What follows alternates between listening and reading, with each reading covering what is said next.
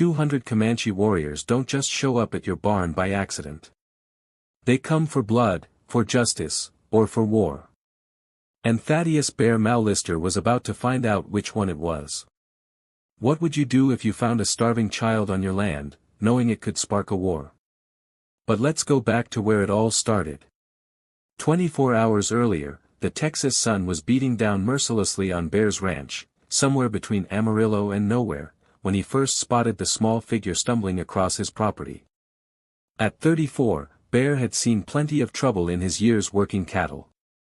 But something about this particular morning felt different. Wrong, even. He was mending a broken fence post near the creek when movement caught his eye. A child, couldn't be more than 8 or 9, was walking in unsteady zigzags toward his water source. The kid's clothes were torn. Traditional Native American garments that had seen better days. And even from a distance, Bear could see the way hunger made each step a struggle. Most ranchers in these parts would have reached for their rifle first and asked questions later. The relationship between settlers and the local Comanche tribes had been tense for years, with raids and counter-raids keeping everyone on edge, but Bear had always been different, maybe too different for his own good. He set down his tools and walked slowly toward the child, hands visible and movements deliberate. As he got closer, he could see it was a young girl, her dark eyes too large for her thin face, lips cracked from dehydration. She looked up at him with a mixture of fear and desperation that hit him like a punch to the gut. The girl spoke in rapid Comanche, words he couldn't understand, but her meaning was clear enough. She was starving, maybe hadn't eaten in days. Her small hands gestured toward her mouth, then toward the creek, a universal language of need that transcended any cultural barriers. Bear thought about his neighbors, about what they'd say if they saw him helping a Comanche child. He thought about the warnings he'd heard in town about recent tensions with the tribes. He thought about the smart thing to do, the safe thing to do. Then he looked into those desperate eyes again and made the decision that would change everything. One act of kindness could save a life, or end his own. What would you choose? Without a word, Bear scooped the girl up in his arms. She weighed almost nothing and carried her toward his cabin. She didn't resist. Too weak to fight even if she'd wanted to. As he walked, he could feel her tiny body trembling. Whether from fear or hunger or both, he couldn't tell. Inside his modest cabin, Bear sat her down gently on his only chair, and moved quickly to prepare food. He had some leftover stew from the night before, still warm on the stove, and fresh bread he'd baked that morning. The smell of the food seemed to revive the girl slightly, and for the first time, he saw something that might have been hope flicker in her eyes. As he ladled the stew into a bowl, Bear caught sight of something that made his blood run cold. Around the girl's neck, partially hidden by her torn clothing, was a distinctive necklace, intricate beadwork and patterns he'd seen before. His neighbor, old Pete Morrison, had described those exact patterns to him just last week. They were the ceremonial beads worn by the family of Chief White Bull, the most powerful Comanche leader in the region. Bear's hand froze halfway to handing her the bowl. If this girl was who he thought she was, he wasn't just helping a hungry child. He was harboring the daughter of the man who could bring 200 warriors down on his head without breaking a sweat. But it was too late to change course now.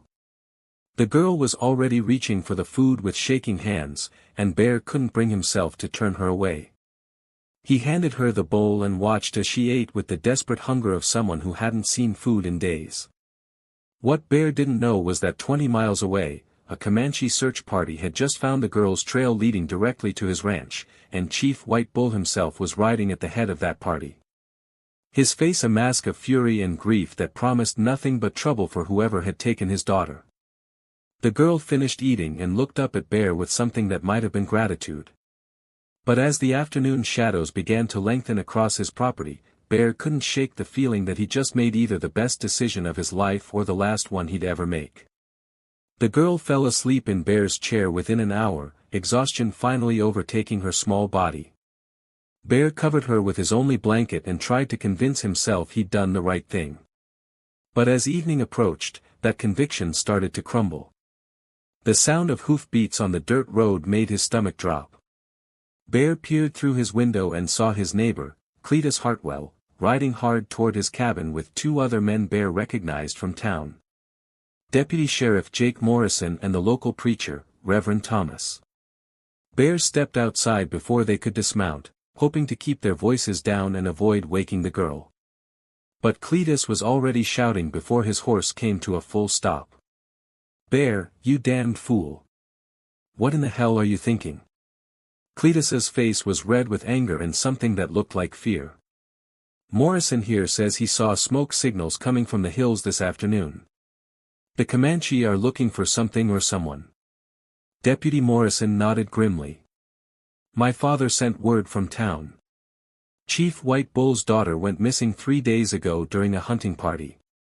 Word is she wandered off and got lost in a storm." He paused, studying Bear's face carefully.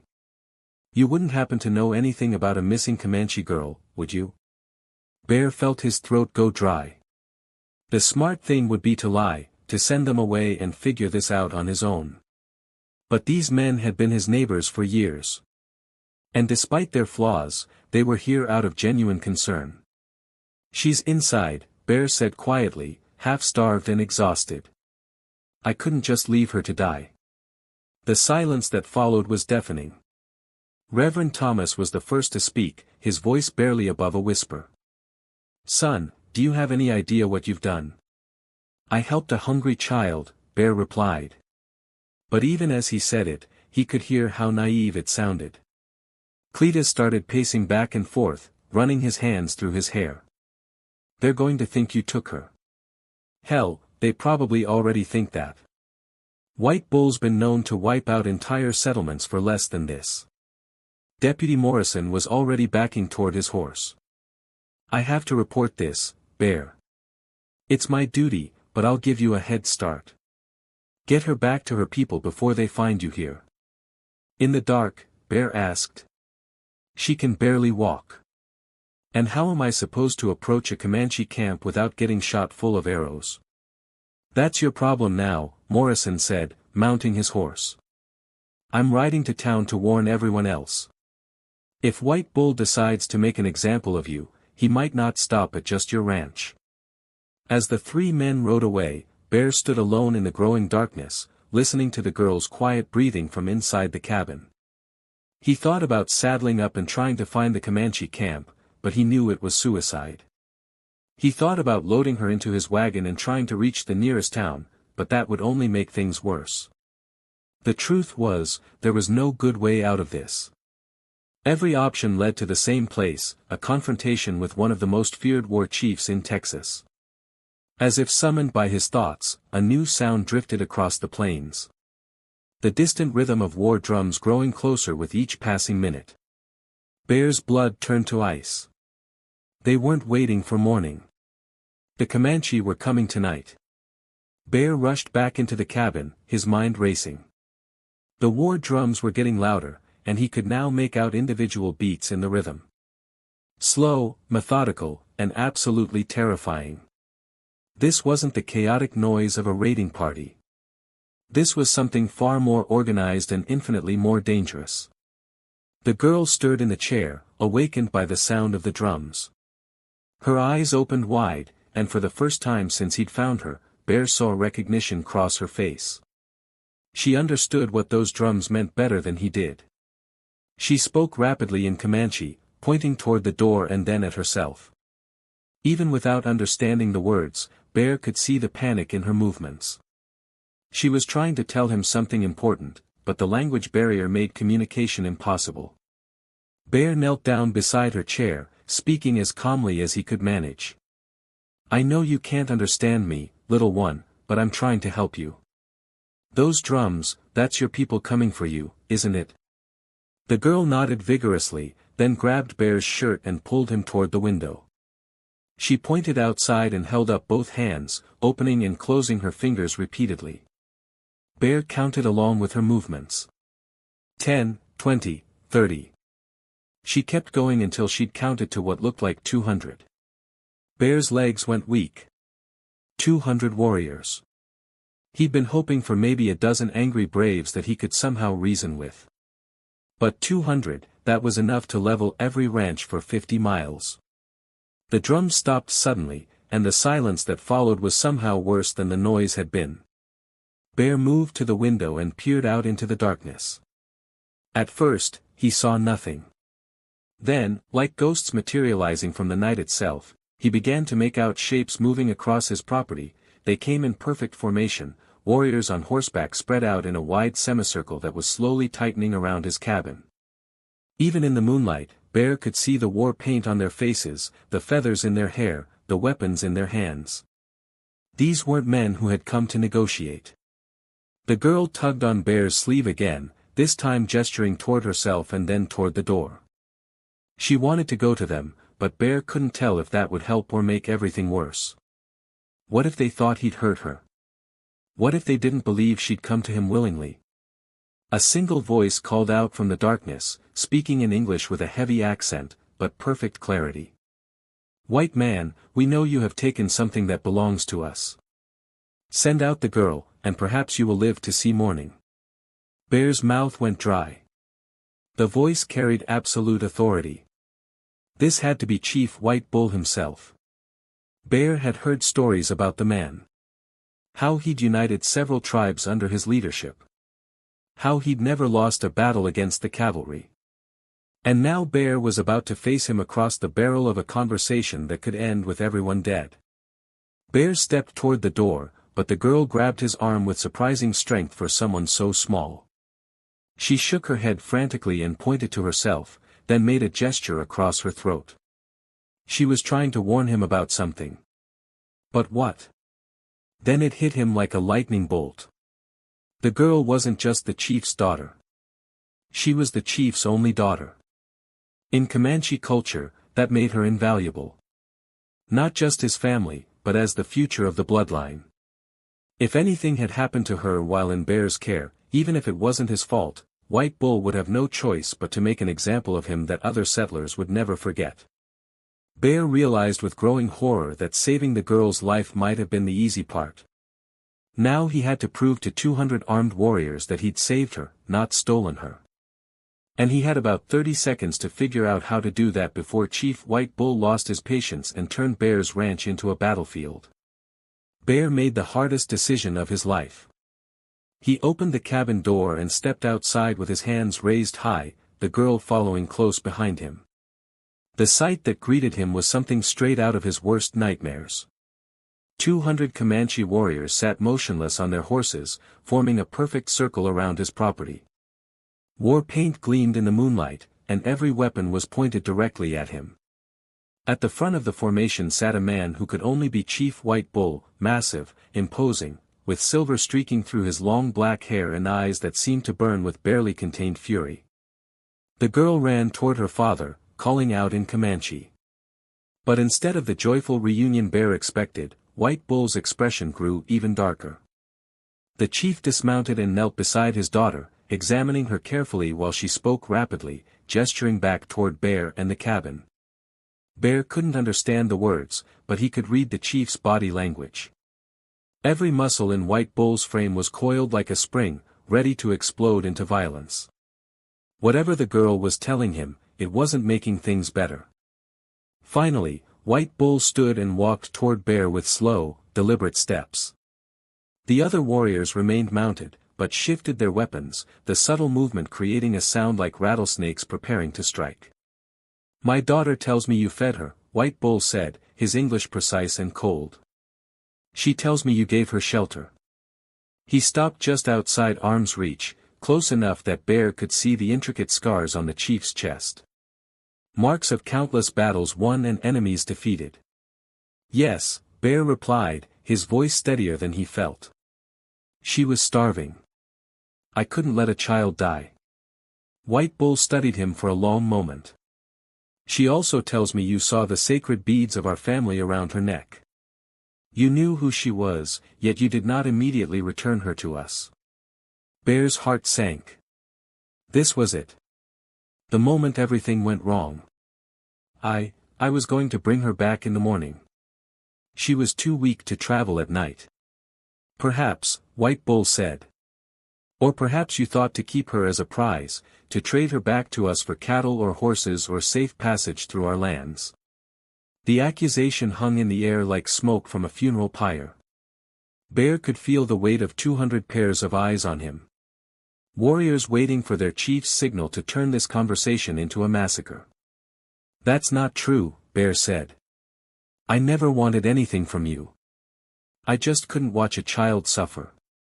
If you were Bear, what would you do? Throw yourself on the mercy of a war chief who'd never shown mercy to any white man? Or stand your ground and defend your actions, even if it meant certain death? Tell me in the comments. I need to know which side you choose, because what Bear decided next would determine whether the sun would rise on peace or on a war that would consume the entire territory.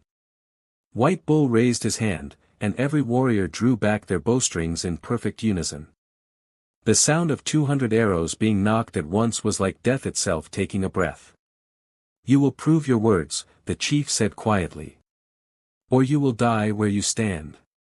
Bear's mind raced as he stared at 200 arrow points glinting in the moonlight. How do you prove goodness to a man who's seen nothing but evil from your kind? Then inspiration struck like lightning. Your daughter was wearing this when I found her, Bear said, slowly reaching into his pocket. Every warrior tensed, but he pulled out a small piece of torn fabric, part of the girl's original clothing that had caught on his fence post. I kept it because I thought you might want proof that I didn't harm her. White Bull examined the fabric, recognition flickering in his eyes. It was indeed from his daughter's ceremonial dress, the one she'd been wearing when she disappeared. She came to my water source, Bear continued, his voice growing stronger. I could have driven her away. Could have shot her as a trespasser. Instead, I carried her to my home. I gave her my own food, my own blanket. I asked for nothing in return. The girl spoke up suddenly, tugging on her father's arm and pointing back toward the cabin. She ran to the door and beckoned for him to follow. Confused but curious, White Bull motioned for Bear to accompany them inside. In the cabin, the girl pointed to the chair where she'd slept, then to the empty bowl where Bear had served her stew. She mimed eating, then sleeping, then pointed to Bear and smiled. The first genuine smile he'd seen from her. But White Bull's attention was focused on something else entirely. On the table sat Bear's most prized possession, a small tin-type photograph of his own family. His wife and young son, both killed in a cholera outbreak 3 years ago. The picture was worn from handling, surrounded by dried wildflowers that Bear replaced every week. You have lost children, too, White Bull said quietly.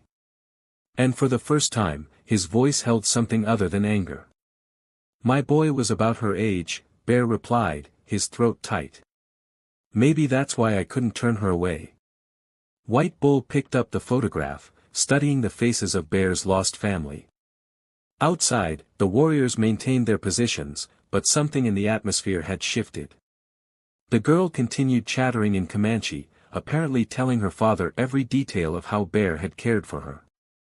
She says you could have taken advantage, White Bull translated. A lone white man with a Comanche child.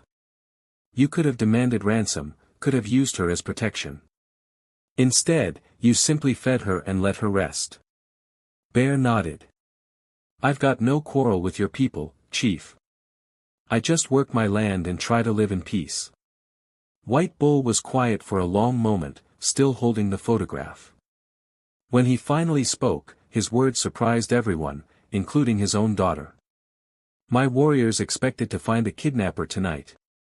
They expected to burn this place to the ground and take your scalp back as proof of our justice. He set the photograph down carefully.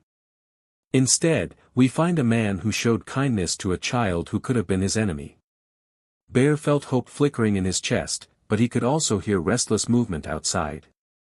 200 warriors had come here for blood, and their chief was talking about kindness. That kind of disappointment could quickly turn into a different kind of violence. But there is still a problem, White Bull continued, and Bear's hope crumbled. My warriors cannot return empty-handed. They cannot tell their wives and children that we rode out to punish a crime and came back with nothing but words. Bear's blood turned cold. What are you saying?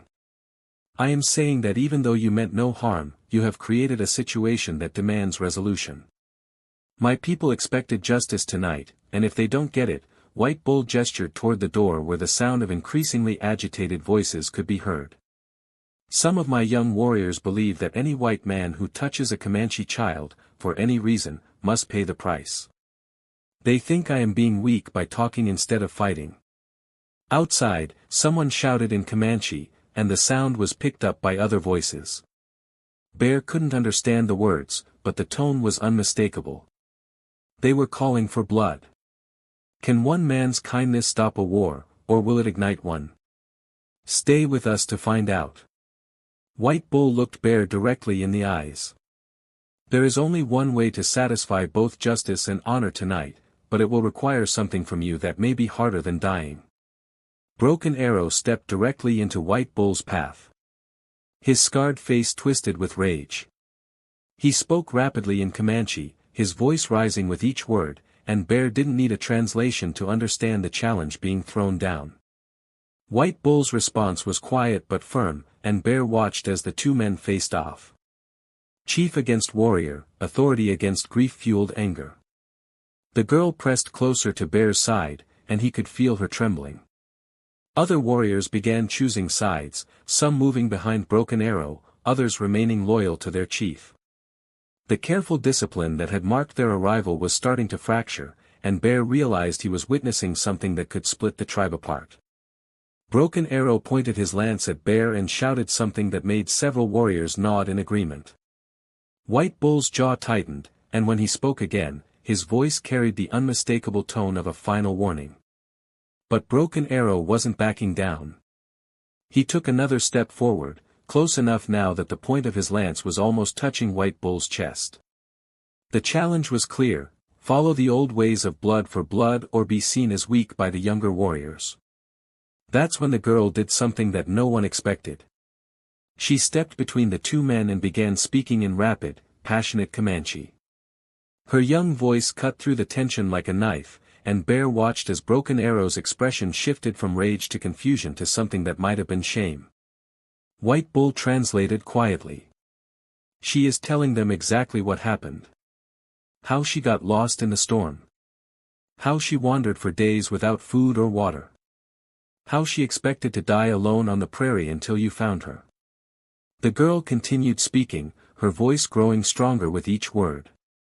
She pointed to Bear, then to herself, then mimed eating and sleeping. She was telling the story of her rescue. And even the warriors who had been supporting Broken Arrow were listening. Now she is telling them about your family photograph, White Bull continued, about how she could see the sadness in your eyes when you looked at it. She is saying that you helped her because you understood loss, not because you wanted to hurt our people.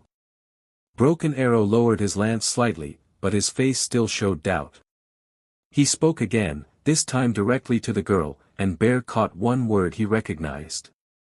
Wasichu, the Comanche term for white man, and not a friendly one. The girl's response was immediate and fierce. She stepped closer to Broken Arrow and spoke with such intensity that several warriors actually stepped back.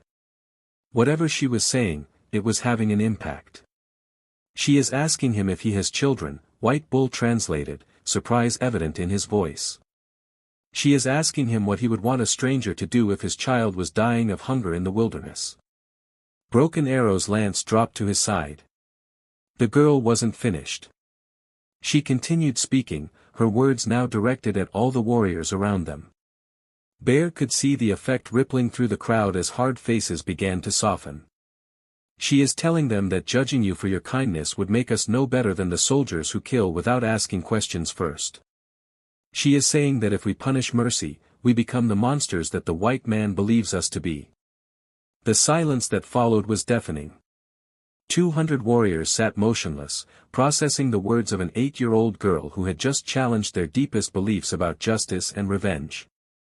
Finally, Broken Arrow spoke, his voice barely above a whisper. White Bull's translation came slowly.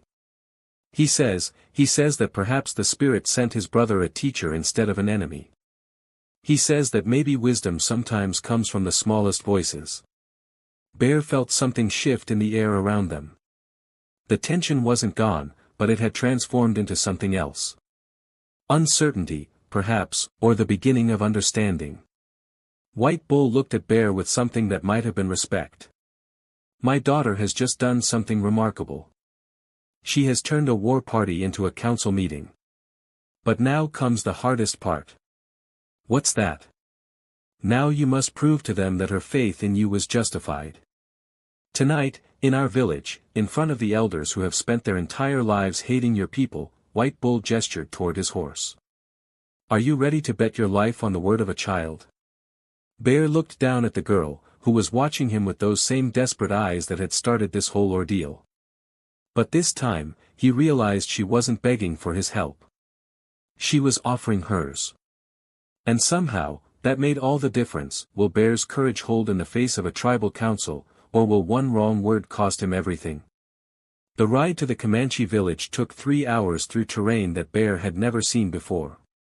Hidden canyons and secret paths that his people had never discovered. As they approached the camp, Bear could see dozens of fires flickering in the darkness and hear the low murmur of voices as word spread of their arrival.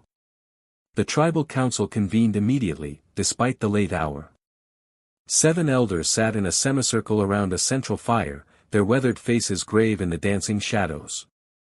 Bear stood in the center, acutely aware that he was probably the first white man to enter this sacred space and live to tell about it.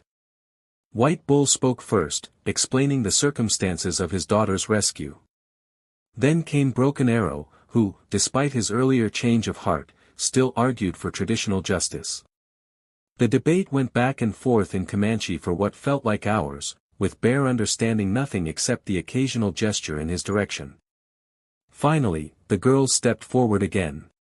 This time, her voice was calm and measured, but her words carried the weight of absolute conviction. She spoke for nearly 10 minutes, never once looking away from the elders' faces. When she finished, the oldest member of the council, an ancient man whose hair was completely white, asked her a single question. Her answer was immediate and unwavering. White Bull turned to Bear. He asked her if she truly believes you would risk your life to save a Comanche child again, knowing what it might cost you. She said yes without hesitation. The elders conferred among themselves in whispers. Bear's heart pounded as he waited for their decision, knowing that these next few moments would determine whether he lived or died. The white-haired elder stood slowly, his joints creaking with age. When he spoke, his voice carried the authority of decades of wisdom. He says, White Bull translated, that the spirits have sent us a test tonight. Not a test of our ability to make war, but our ability to recognize when mercy deserves mercy in return. Bear felt his knees go weak with relief. But the elder wasn't finished. You will be granted safe passage back to your land. But more than that, you will be granted the protection of our tribe. Any Comanche who harms you or your property will answer to this council. Bear could barely speak. I don't know what to say. There is one condition, the elder continued through White Bull's translation. You must promise that if any of our people come to you in need, hungry, wounded, or lost, you will show them the same kindness you showed this child. I promise, Bear said without hesitation. What happened next surprised everyone. The girl ran to Bear and hugged him tightly, speaking in broken English for the first time. Thank you for saving me. Now I save you. As dawn broke over the prairie, Bear rode back to his ranch with an escort of honor instead of a war party. The two cultures that had been on the brink of violence had instead found a bridge in the form of one cowboy's simple act of kindness. Bear's ranch became a neutral ground where Comanche and settlers could meet safely. He never got rich, never became famous, but he lived the rest of his life knowing that sometimes the smallest acts of mercy can prevent the greatest tragedies. And every year on the anniversary of that night, a young Comanche woman, no longer a starving child, but a respected member of her tribe, would visit Bear's ranch to share a meal and remember the moment when two worlds chose understanding over warfare. The girl who had once begged for food became a translator and peacekeeper between the tribes and settlers. Bear lived to be 73, dying peacefully in his sleep, surrounded by friends from both cultures who had learned that courage isn't always about fighting. Sometimes it's about knowing when to feed a hungry child instead. If you're loving these incredible true stories from the Old West, hit that subscribe button, because we've got so many more tales of courage, conflict, and unexpected heroes waiting for you. Now, click on the video on the screen to hear a story even better than this one, with a twist so powerful you won't forget it anytime soon. Click on the video.